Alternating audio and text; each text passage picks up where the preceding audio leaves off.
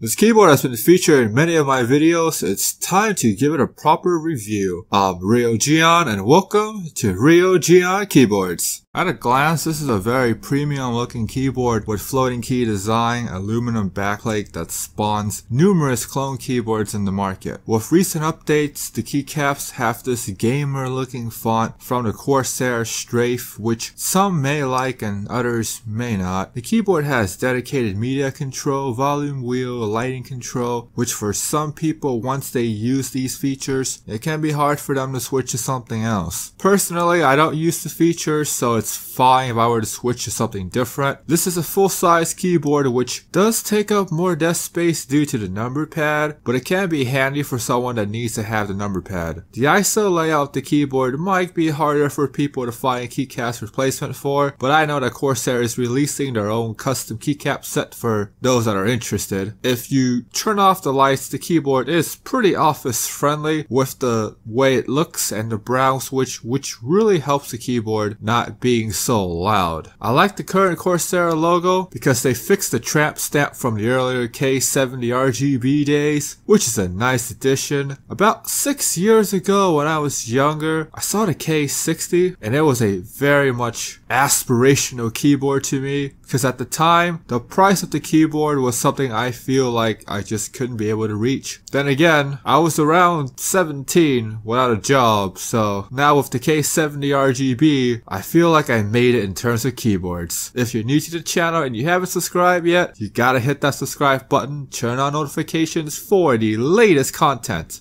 The keyboard uses Cherry MX Brown, which is a tactile, non-clicky switch with 45 Gs of actuation force. The light behind the switch, instead of the top, makes me feel safer when typing on a keyboard. My brown switch keyboard was the CM Storm Rapid Fire TKL, which got me into the brown switch because it felt so smooth. Back then, I didn't know much about typing technique or touch typing. I just knew that the keyboard makes me type faster and the buttons feel easier to press. I still like the blue switch more because of the sound, but I typically use the brown switch for longer durations. The Cherry MX is a proven switch, which means that it typically will last the full 50 mil strokes if you plan on keeping your keyboard for the long haul. One good thing about the Corsair keyboards is that they have a contract with Cherry, so it's nice to know that you will always get Cherry switches with the Corsair mechanical keyboards. The keyboard does use Cherry MX stabilizers, which is nice when it comes to cleaning the keyboard and replacing the longer keycaps. The drawback here is that it might not feel as good as the Corsair stabilizers, but the process to take out the longer keycap is so much easier. You just pluck the keycaps out like any other of the smaller ones. If you clean your keyboard often, then go with the Cherry stabilizers. But if you don't, then the Corsair stabilizers is the way to go. Personally, I take the Cherry stabilizers over the Corsair one any day of the week because when I replace the longer keycaps, it makes me so glad that my keyboard has Cherry stabilizers.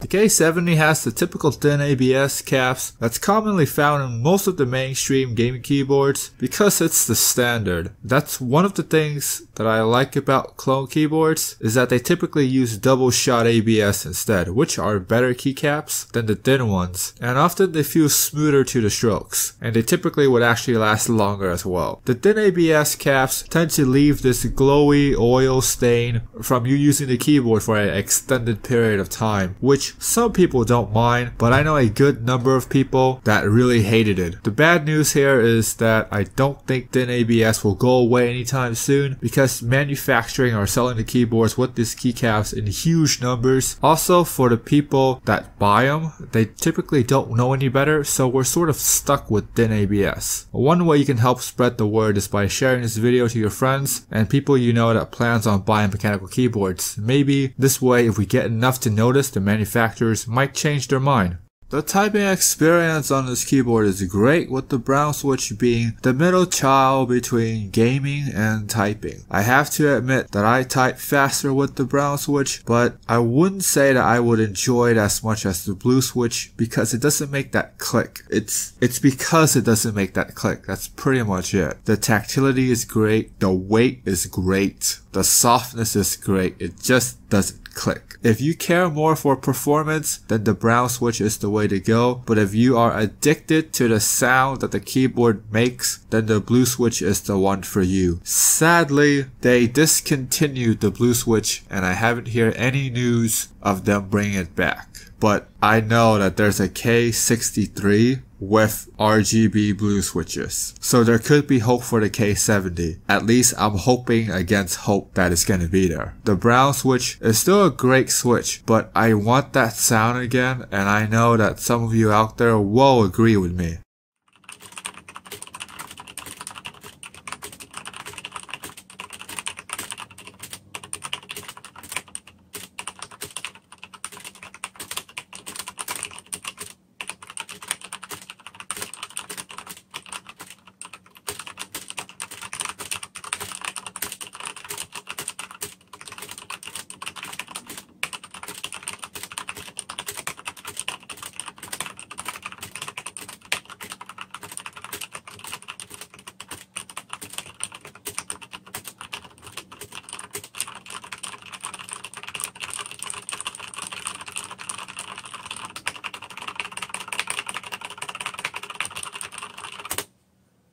This keyboard is average for MMO gamers because you can macro every single key, but you don't get a bank of macro keys, and the same can be said for the people that edit lots of videos. But that's where the K95 comes in. For FPS and RTS gamers, this keyboard also sits in the middle because it's not the fastest switch like the red, but it's also not the slowest switch like the blue. If you can count an extra 5 Gs of force being slow, the brown switch keyboard is a great way for someone completely new to get into mechanical keyboards because it has a little bit of everything. And I know there are people that get a brown switch keyboard and they stay with it because they love the balance. The software and the RGB lighting is the main selling point of the keyboard, and Corsair did a great job with both. Pricing is always subject to change, but you can expect to find this keyboard in the low 100s to the low 150. Now that's a pretty big delta, so keep an eye out for those great deals. I'm gonna help you out by putting a link down below that like button so you can check out, and be sure to click that link regularly to get the best deal possible. So if you made it this far and you haven't subscribed yet, then you gotta hit that subscribe button. You gotta turn on notifications to become part of the mighty notification squad. As always, have an awesome day.